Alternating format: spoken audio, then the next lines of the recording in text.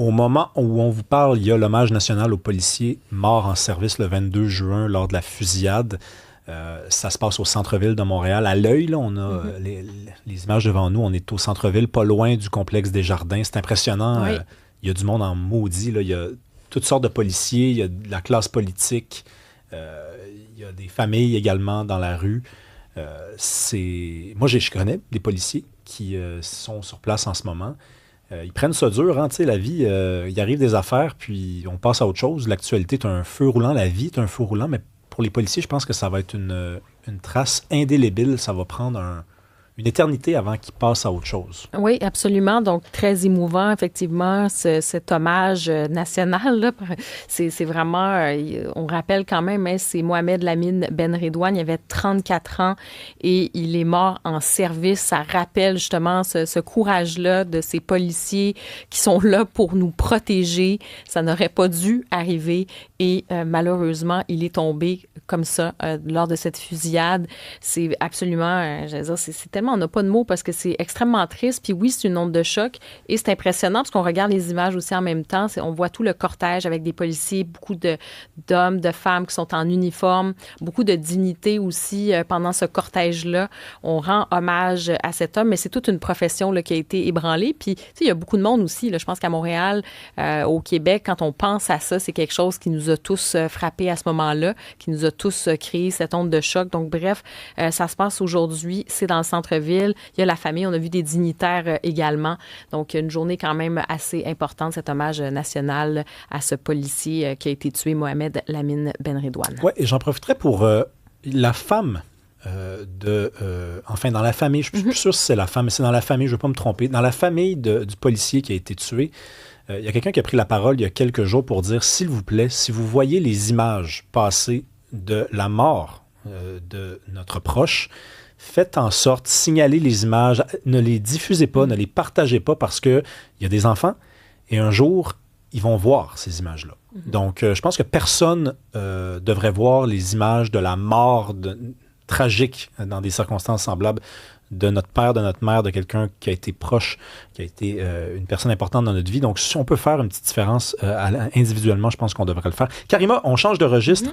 On va parler à Annie Boilard dans quelques instants de ces gens de 50 ans qui appliquent pour des emplois et qui parfois se font dire, c'est pas dit clairement, là, mais parce qu'ils ont 50 ans ou plus, ils se font dire non, on choisit des candidats qui sont plus jeunes. Est-ce que c'est de la discrimination, ça?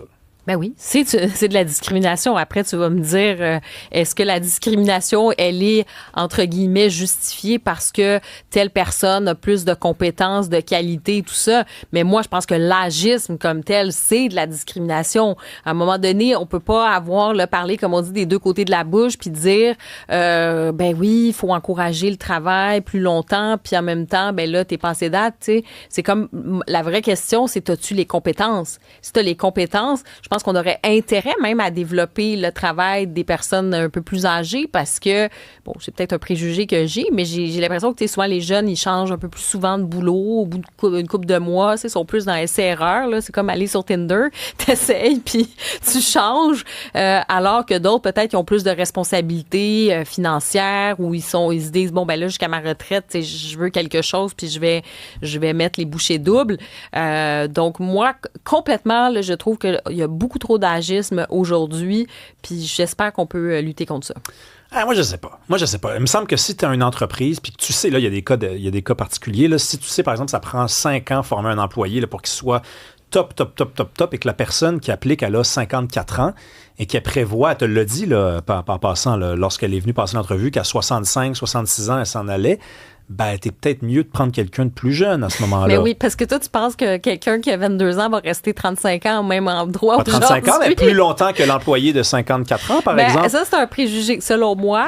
Je réponds à ton préjugé par un préjugé. D'ailleurs, ton préjugé, c'est toi qui as dit que c'était un préjugé. J'ai dit merveilleux. que c'est peut-être, mais cela dit, il y a quand même des études qui montrent, ça, c'est pas juste des préjugés. Oui, je sais où tu t'en vas, t'as raison. T'as raison. Mais en fait, la question, c'est y a-tu de l'agisme, oui ou non? Ben là où tu t'en allais, on va le dire. Tu t'en allais dire que les jeunes parce que c'est entre nous deux, là, mais il y a des études qui prouvent que, mettons, un jeune de 20 ans va rester moins longtemps que peut-être la personne qui a 50 ans. Annie Boilard. Peut-être moins de choix, Bonjour, Annie Boilard. Qui a raison? Là, c'est toi qui décides. Peut-être qu'on a moins d'options à vieillissant. C'est peut-être ça aussi. La grande question, est-ce qu'on peut encore se trouver une job passé 50 ans? Là, c'est tellement jeune, 50 ans. Ça me fait halluciner. Et oui, puis quand on regarde du côté sud de la frontière, on aurait même dit passer 45 ans. Quand on regarde. C'est tellement déprimant. Oui, effectivement. Alors, je décortique tout ça avec vous. D'abord, la première chose, moi, je soupçonne qu'on a plusieurs de nos auditeurs qui soient eux-mêmes ou connaissent des gens qui ont 50 ans et plus, qui cherchent un boulot puis qui ont de la difficulté. Puis si c'est le cas, on aimerait tellement les lire. Un des éléments, moi, je regardais un article qui a été publié dans le magazine Forbes, puis il citait ce qui se passe au côté sud de la frontière, c'est que présentement, les recruteurs, seulement 13 d'entre eux considèrent des candidatures de personnes de 55 ans et plus. Seulement 13 Les autres ferment les yeux sur les autres candidatures. Fait que c'est sûr que pour les personnes... Dans quel domaine? L'ensemble des domaines. L'ensemble, wow. Alors, c'est certain que ça devient plus difficile de trouver un boulot. Moi, je me suis attardée à comprendre pourquoi. Ben oui. Les premières raisons sont un peu... On est dans les préjugés, comme vous disiez tantôt. Là, il y a peu de pépites d'or là-dedans parce que si ce n'est que des petites pistes pour répondre à des questions en entrevue, mais on parle de difficultés d'adaptation avec l'intelligence artificielle, on parle, puis les technologies en général, difficultés d'innovation, difficultés à s'adapter. Mais pour moi, la vraie pépite d'or arrive après parce que dans cette même étude, on comprend que voici ce qui se passe. Les recruteurs américains n'octroient pas de valeur aux années d'expérience de travail passé un certain seuil. Puis là, je vais comme canadieniser ce seuil, puis je vais dire passé 10-15 ans d'expérience, les années supplémentaires n'ont pas de valeur. Là, je vous dis ça a l'air simple, mais ça vient bousiller pas mal les affaires. D'abord, ça crée des bassins beaucoup plus grands d'employés potentiels pour les postes, mais aussi, ça vient donner de la distorsion au niveau des attentes salariales. Nos employés qui ont 55 ans et plus, souvent, quand ils regardent en arrière, ben, ils ont eu une croissance, une augmentation salariale, je ne dirais pas linéaire, là, mais constante dans le temps. Puis ils s'attendent à avoir le même traitement dans un nouvel emploi. Mais comme les recruteurs n'octroient pas de valeur à ces années-là, ben pour le recruteur, quelqu'un qui a 10-15 ans d'expérience ou 25-30 ans, c'est la même affaire. Bonnet blanc, blanc bonnet. Mais là, quand va arriver la question salariale, il va y avoir des nuances. Fait que le recruteur, parce qu'une personne de 10-15 ans va avoir des plus petites attentes salariales qu'une personne plus senior. Fait que le recruteur va prendre ce qui est le plus facile pour la cohésion de son équité salariale interne. Fait que vous voyez-vous la distorsion que ça fait? Fait que ça vient vraiment brouiller les cartes. Oui, mais attends une minute, là, parce que tu as dit que c'était un préjugé, selon toi, là, le fait qu'on évoque, par exemple, que ça puisse être plus difficile pour quelqu'un d'un certain âge là, de s'adapter aux nouvelles technologies et à l'IA. Pour moi, c'est pas un préjugé, c'est un fait. C'est quelqu'un qui a 25 ans puis qui est né là-dedans versus quelqu'un qui, par exemple, l'IA, ça existe pour lui depuis 6 mois.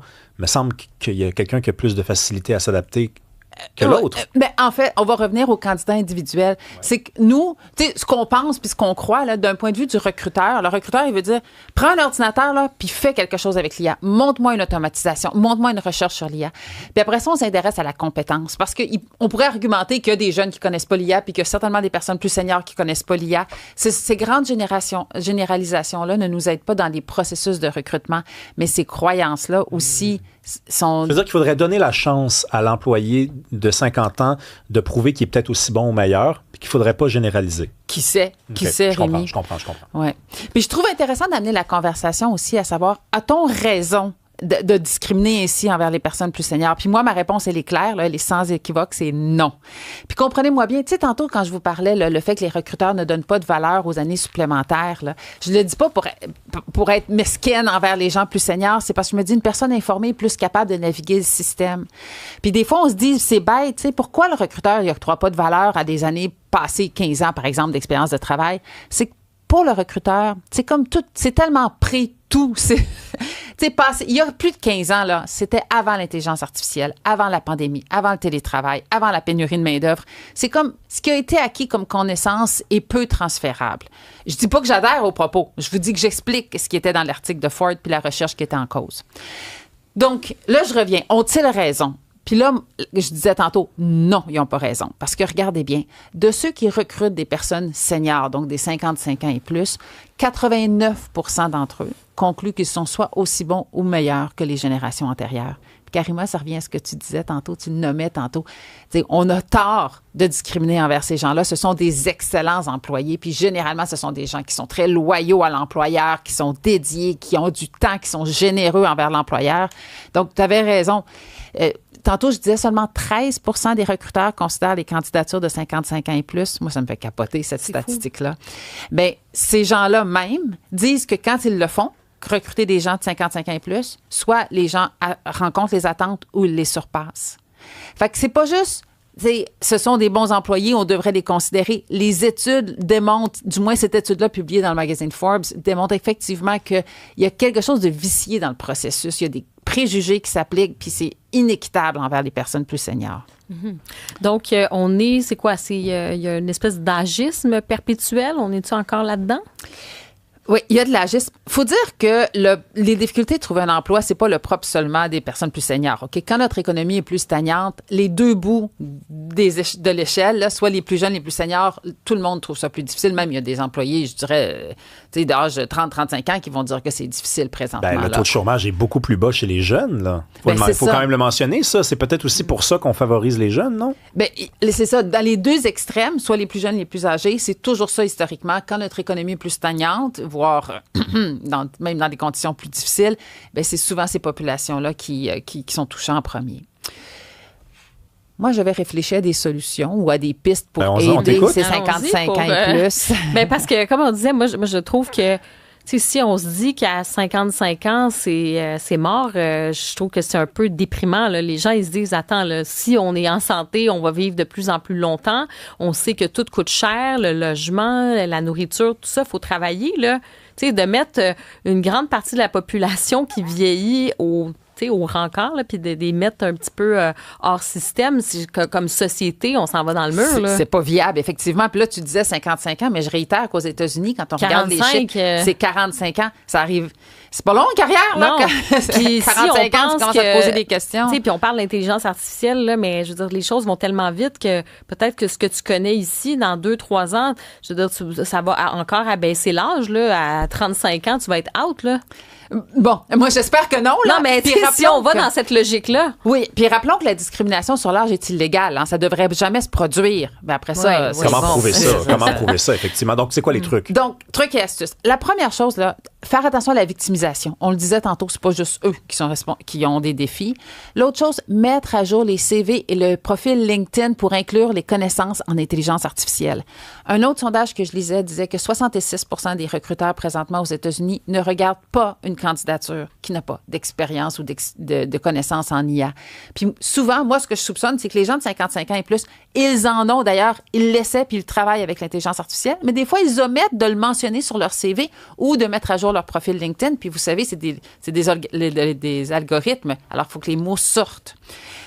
Autre truc, revoir les attentes au niveau salarial ou repenser à la façon de présenter ces attentes salariales. On le disait tantôt, là, toute cette distorsion du fait qu'il n'y a pas de valeur ou il y a peu de valeur qui est octroyée aux années supérieures, bien, ça fait que le recruteur, il magasine, là. Fait il y a quelque chose là-dedans. Mais ça coûte moins cher d'aller chercher des finissants, mettons, là. Oui, bon, finissant versus 55 ans, oui, c'est sûr, plus junior, là, il va avoir une distance. Mais c'est aussi plus facile de respecter l'équité salariale interne de l'organisation quand on a plus de marge de manœuvre quand on recrute. Un autre des éléments, élaguer son CV. T'sais, ce n'est pas mentir que de ne pas tout mettre sur son CV de ce que nous avons fait dans notre vie. Fait que des fois, juste élaguer, ça peut être aidant. Il y a une chose que les personnes seniors ont à leur disposition que les autres n'auront jamais. C'est-à-dire un réseau de personnes en chair et en os avec qui ils ont travaillé et collaboré, qu'ils connaissent pour vrai. Je parle pas d'un réseau virtuel. C'est quand on a 55 ans et plus, qu'on a toujours été sur le marché du travail, on en a vu là, des employés arriver, partir, des clients, des fournisseurs. On en a développé des relations avec plein de monde. Utiliser son réseau, ça, c'est quelque chose que les personnes plus seniors peuvent faire que personne ne peut leur enlever. Fait qu'il y a des trucs et astuces. Faut pas perdre courage, mais c'est vrai que beaucoup des gens témoignent. En fait, tout le monde, honnêtement, tout le monde dans la messagerie texte qui donne une expérience, partage une expérience de milieu de travail, disent moi, je suis entouré de gens de 50, 60, puis sont meilleurs que les jeunes, C'est que je sais pas, là, c'est quoi le 13% de gens qui engagent plus des vieux que des plus jeunes, des vieux, là, pour vous dire jeunes et vieux, là, parce que tout le monde nous dit le contraire. Là. Tout le monde nous dit qu'ils préfèrent travailler avec des gens plus vieux. Je sais pas si c'est pareil au Québec par rapport aux États-Unis, là, mais... Ben moi, je suis tellement contente que tu nous dises ça. Ben, oui, c'est ça, parce que... on le disait tantôt, ce sont des excellents employés, mais l'enjeu pour eux, c'est l'accès au marché du travail. C'est pas une fois rentré, et je pense que c'est assez unanime, puis c'est ça que les statistiques, tantôt je vous parlais de statistiques, c'est ça que ça confirme. Mais des fois, c'est percer, c'est rentrer qui est difficile. Merci beaucoup, Annie Boilard. Ça fait très plaisir. Bonne journée à vous.